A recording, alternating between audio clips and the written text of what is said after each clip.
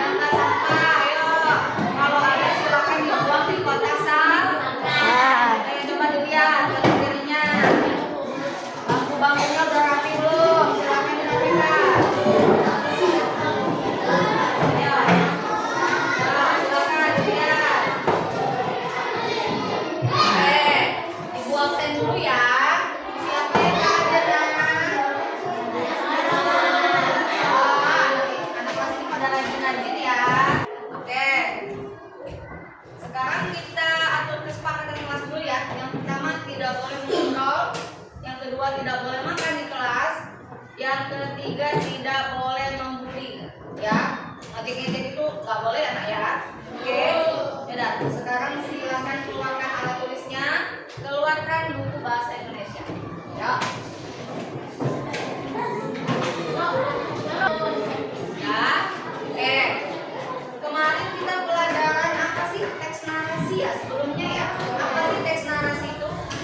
Teks narasi adalah sebuah cerita. Oke. Sekarang Ibu mau tanya nih. Kalian pernah membuat mie instan nggak di rumah? Cara buatnya gimana? Pertama, air direbus ya, nak, ya.